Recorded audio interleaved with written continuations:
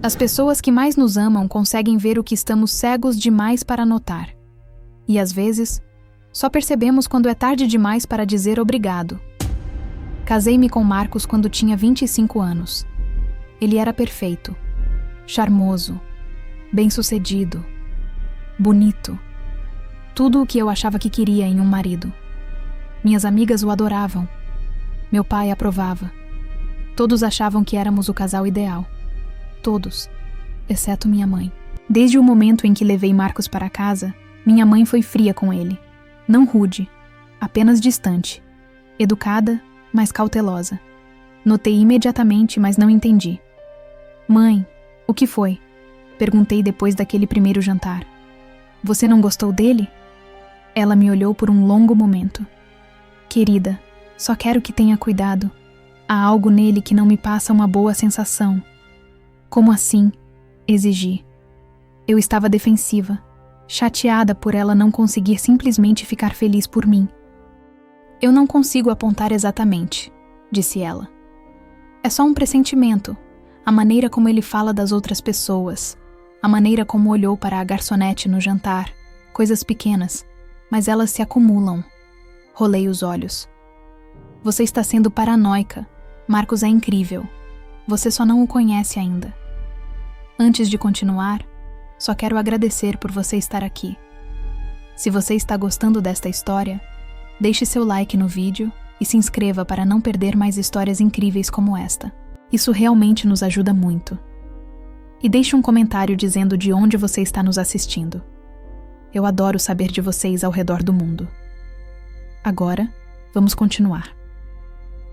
Nos meses seguintes, os avisos da minha mãe ficaram mais diretos. Ela me puxava de lado nas reuniões de família. Sara, estou preocupada com você. Vejo como ele fala com você quando acha que ninguém está ouvindo. Os comentários sutis, a maneira como ele descarta suas opiniões. Ele só é seguro de si mesmo, mãe. Isso não é ruim. Há uma diferença entre confiança e condescendência, disse ela baixinho. E o que estou vendo é o segundo. Eu não queria ouvir.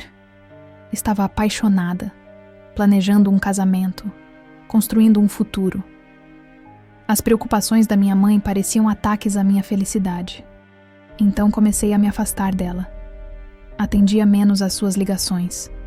Arrumava desculpas para não visitá-la. Quando tentava falar sobre Marcos, eu a cortava. Se você não consegue apoiar meu relacionamento, então talvez precisemos de espaço, eu disse um dia. Nunca esquecerei a dor nos olhos dela, mas ela assentiu. Está bem, querida. Vou me afastar. Mas, por favor, saiba que estou aqui se você precisar. Marcos e eu nos casamos 6 meses depois. Foi um casamento lindo. Minha mãe estava lá, sorrindo nas fotos. Mas eu via a tristeza por trás dos olhos dela. A preocupação. Ignorei. O primeiro ano de casamento foi bom. Marcos era atencioso, carinhoso. Compramos uma casa. Ele conseguiu uma promoção. Tudo parecia perfeito na superfície. Mas lentamente, as coisas começaram a mudar. Os pequenos comentários sobre os quais minha mãe me alertou ficaram mais frequentes. Esse vestido te deixa gorda. Talvez tente ir mais à academia.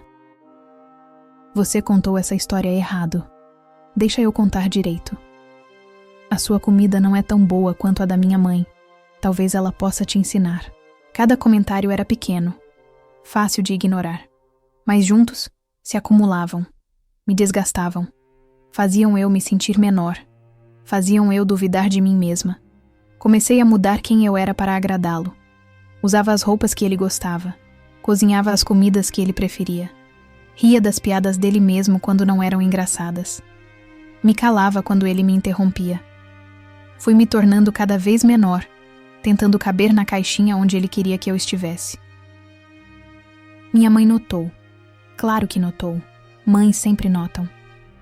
Sara, você não parece mais você mesma, disse ela em uma das nossas agora raras ligações. Estou bem, mãe. Só cansada. Você está feliz? A pergunta pairou no ar. Eu estava feliz? Já nem sabia. Sim, Menti. Muito feliz. Ouvi a dúvida no silêncio dela, mas ela não insistiu. Já tinha aprendido que insistir só me afastava mais. 2 anos depois do meu casamento, minha mãe adoeceu. Câncer. Veio rápido e agressivo. Ela lutou muito, mas todos sabíamos que não venceria essa batalha. Passei seus últimos meses ao lado dela. Marcos reclamava disso. Dizia que eu estava negligenciando ele. Negligenciando nossa casa. Mas pela primeira vez, eu não me importei com o que ele pensava. Minha mãe estava morrendo. Uma tarde, quando estávamos só nós duas, ela segurou minha mão. Seu aperto era fraco. Sara, preciso te dizer uma coisa. Guarde suas forças, mãe. Não, preciso dizer isso enquanto ainda consigo. Ela respirou fundo. Sei que não apoiei Marcos. Sei que isso te machucou. Mas preciso que você saiba por quê. Vi meu próprio casamento no seu. Seu pai era como Marcos quando nos conhecemos. Charmoso, bem-sucedido. Mas com o tempo, ele se tornou controlador, crítico, me fazia sentir inútil. Fiquei chocada. Meus pais sempre pareceram felizes, sólidos. Superamos, continuou. Seu pai reconheceu o que estava fazendo e mudou. Foi para a terapia. Tornou-se o homem que eu precisava que ele fosse. Mas levou anos e muita dor. Quando vi os mesmos padrões em Marcos, fiquei apavorada por você. Não queria que você passasse pelo que eu passei. Por que não me contou isso antes? Você teria ouvido? Ela sorriu tristemente. Você estava tão apaixonada, tão certa. Achei que se pressionasse demais te perderia completamente.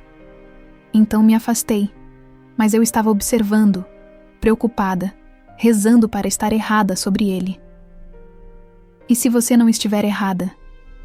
Então quero que saiba que você merece algo melhor. Você merece alguém que te construa, não que te destrua. Alguém que te celebre, não que te diminua. E quero que saiba que ir embora não é fracassar. Ficar em algo que te quebra. Isso sim é fracasso. Essas foram algumas das últimas palavras coerentes que ela falou. Morreu 3 dias depois. A dor foi devastadora. Perdi minha mãe e desperdicei tanto tempo estando chateada com ela por tentar me proteger. Marcos não foi um apoio nesse período. Disse que eu estava sendo dramática, que precisava seguir em frente, superar. 1 semana depois do funeral, fui à casa da minha mãe para revisar suas coisas. Meu pai me pediu para ver seus itens pessoais, suas roupas, suas joias, seus documentos. Encontrei o diário na gaveta da mesa de cabeceira. Encadernação em couro, gasto. Sua letra na capa. Para Sara, quando você estiver pronta. Minhas mãos tremiam enquanto eu o abria. A primeira entrada era do dia depois em que ela conheceu Marcos. Conheci o novo namorado de Sara hoje, Marcos. Todos os outros pareciam encantados. Mas eu o observei de perto. A maneira como corrigiu Sara 3 vezes durante o jantar. A maneira como fazia piadas às custas dela e dizia que eram brincadeiras. A maneira como falava sobre ela. Eu já vi isso antes. Já vivi isso antes. Estou apavorada pela minha filha. Continuei lendo. Entrada após entrada. Anos de observações, preocupações, medos. Ela documentou tudo. A vez em que Marcos me fez cancelar planos com ela porque queria que eu ficasse em casa. A vez em que criticou meu peso na frente da família. A vez em que menosprezou meu trabalho. As inúmeras pequenas crueldades que eu havia justificado ou esquecido. Mas ela lembrava. Ela via. E escreveu tudo. Ela também escreveu sobre o próprio casamento. As lutas com meu pai. Como ele costumava controlar o que ela usava. Quem via. O que dizia. Como a fazia sentir pequena. Como ela quase o deixou várias vezes. Como ele finalmente percebeu o que estava fazendo e lutou para mudar. Não sei se Marcos é capaz de mudar como meu marido mudou, dizia uma entrada. Alguns homens mudam, outros não. Mas não posso fazer Sara ver o que ela não está pronta para ver. Tudo o que posso fazer é estar aqui, esperar, ter esperança e rezar para que, quando ela finalmente abrir os olhos, Não seja tarde demais. A última entrada era de 2 semanas antes de ela morrer. Meu tempo está acabando. E o da Sarah também. Cada vez que a vejo, há menos da garota brilhante e confiante que ela costumava ser. Marcos está apagando ela, pedaço por pedaço. E ela está deixando porque acha que isso é amor. Eu falhei com ela. Deveria ter lutado mais. Deveria ter feito ela me ouvir, mas tinha tanto medo de perdê-la completamente que me calei. Agora estou morrendo, e ela ainda está nesse casamento, e eu já não posso protegê-la. Tudo que posso fazer é deixar este diário e esperar que um dia, quando ela estiver pronta, ela leia e entenda. Eu te amo, Sarah. Você merece muito mais do que se contentar com alguém que te faz pequena. Por favor, lembre-se de quem você era antes dele. Essa garota ainda está aí. Não deixe que desapareça completamente. Sentei no chão do quarto da minha mãe e chorei compulsivamente. Ela tinha visto tudo, sabia de tudo, e eu tinha sido teimosa demais, cega demais, desesperada demais para provar que ela estava errada, para ver o que estava bem diante de mim. Li aquele diário 3 vezes naquela noite. Vi meu casamento pelos olhos da minha mãe, pelos olhos claros, amorosos e preocupados de quem via o que eu não podia ver. E percebi que ela estava certa. Sobretudo, Marcos não me amava. Ele amava me controlar. Amava ter alguém para criticar, moldar e diminuir. E eu tinha deixado isso acontecer porque achei que era isso que significava compromisso. Aguentar, fazer funcionar, não desistir.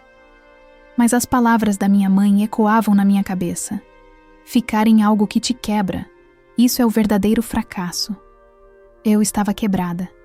Tinha me perdido tanto que já não reconhecia quem eu tinha me tornado. A mulher confiante que eu era desapareceu. Foi substituída por alguém pequena, assustada e sempre pisando em ovos. Naquela noite tomei uma decisão. Arrumei uma mala e fui embora. Fui para a casa do meu pai. Marcos ligou 20 vezes. Enviou dezenas de mensagens. Não respondi. No dia seguinte pedi o divórcio. Marcos ficou surpreso, com raiva. Tentou de tudo. Prometeu mudar. Disse que eu estava exagerando. Culhou minha mãe por me envenenar contra ele. Isso quase me fez rir. Minha mãe nunca me envenenou. Ela tentou me dar o antídoto, e eu me recusei a tomá-lo. O divórcio foi feio. Marcos lutou. Tornou tudo difícil, mas eu não recuei. Pela primeira vez em anos, me mantive firme. Eu tinha o diário da minha mãe. Eu o lia sempre que me sentia fraca. Sempre que pensava em voltar. As palavras dela me davam força. Levou 8 meses, mas finalmente fiquei livre. O dia em que o divórcio foi finalizado, fui ao túmulo da minha mãe. Levei flores. Sentei na grama ao lado da lápide dela. Você tinha razão, mãe, eu disse. Sobretudo, sinto muito por não ter ouvido. Sinto muito por ter desperdiçado tanto tempo ficando com raiva de você por tentar me ajudar. Mas eu te ouço agora. E estou me recuperando. A garota que você criou ainda está aqui. E eu não vou deixá-la desaparecer. Antes de terminar, se esta história te tocou, por favor tire um momento para se inscrever e deixar seu like neste vídeo. Isso ajuda mais pessoas a encontrarem essas histórias. E talvez, só talvez, ajude alguém a reconhecer sua própria situação antes que seja tarde demais. Seu apoio significa tudo. O processo de cura foi longo. Tive que reaprender quem eu era, do que eu gostava, o que eu queria. Passei tantos anos me moldando às preferências de Marcos que esqueci das minhas próprias. Comecei terapia. Trabalhei nas feridas. A terapeuta me ajudou a ver os padrões. A lenta erosão do eu que ocorre em relacionamentos controladores. Como normalmente não é uma grande coisa, mas 1000 coisas pequenas. Morte por 1000 cortes. Reconectei com amigas das quais me afastei. Percebi que tinha me isolado sem nem perceber. Marcos sempre arranjava motivos pelos quais não podíamos vê-las. Por que elas não eram boas para mim? Por que eu deveria ficar em casa com ele em vez disso? E eu ouvia. Retomei hobbies que abandonei. Comecei a pintar novamente. Algo que eu amava antes de Marcos me dizer que eu não era muito boa nisso. Acontece que eu era até bem decente. Só precisava de alguém que acreditasse em mim em vez de me diminuir. Lentamente, pedaço por pedaço, eu me reconstruí. E mantive o diário da minha mãe comigo em tudo. Eu o lia quando me sentia fraca. Quando eu duvidava de mim. Quando me perguntava se tinha cometido um erro ao sair. As palavras dela me lembravam que eu não tinha cometido erro algum. Que ficar teria sido o erro. Que ela me amou o suficiente para ver o que eu não podia ver e esperar pacientemente até que eu também visse. 1 ano depois do divórcio, conheci alguém novo. James. Ele era gentil, prestativo. Me construía em vez de me derrubar. Celebrava meus sucessos em vez de diminuí-los. Me fazia sentir vista, valorizada e amada. Eu estava apavorada no começo. Continuava esperando o outro sapato cair. Que ele se transformasse em Marcos. Mas isso nunca aconteceu. Ele permaneceu constante, paciente. Bom, você merece isso, minha terapeuta me disse. Você merece alguém que te trate bem. Isso não é luxo, é o mínimo. Eu gostaria que minha mãe pudesse ter conhecido James, que pudesse ver que finalmente entendi o que ela tentava me ensinar, que finalmente encontrei o que é o amor verdadeiro, mas de certa forma, ela viu. Porque o diário dela me guiou, suas palavras me protegeram. O amor dela me levou pelo momento mais sombrio e me trouxe de volta. Ainda leio o diário dela às vezes, não porque eu precise do lembrete, mas porque me sinto perto dela. Porque é a prova de que, mesmo quando vamos embora, nosso amor permanece. Nossa sabedoria segue. Nossa proteção continua. Minha mãe tentou me alertar. Eu não ouvi. Mas ela me amou o suficiente para esperar até que eu estivesse pronta para escutar. Ela deixou a verdade escrita com suas próprias palavras, sabendo que algum dia eu precisaria dela. E ela tinha razão. Ela estava certa sobre tudo. Agora compartilho minha história com outras mulheres. Conto sobre o diário, sobre os avisos que ignorei, sobre os sinais de alerta que deixei passar. Não para deixá-las paranoicas, mas para deixá-las conscientes. Para ajudá-las a ver o que talvez estejam perto demais para notar. E digo o que minha mãe me disse. Você merece alguém que te construa, que te celebre, que te faça ser mais você mesma, não menos. E se você está com alguém que faz o contrário, está tudo bem ir embora. Não é desistir. É escolher a si mesma. E escolher a si mesma nunca está errado. Algumas pessoas têm a bênção de ter mães que enxergam claramente, que amam intensamente, que nos alertam mesmo quando não queremos ouvir, que deixam a verdade para nós quando finalmente estivermos prontas para recebê-la. Eu fui uma dessas pessoas. E embora eu não possa agradecer minha mãe pessoalmente, eu agradeço todos os dias vivendo a vida que ela queria para mim, sendo a mulher que ela sabia que eu podia ser, nunca me diminuindo novamente. Agora vá abraçar sua mãe se ela ainda estiver aqui. E escute de verdade o que ela está tentando te dizer.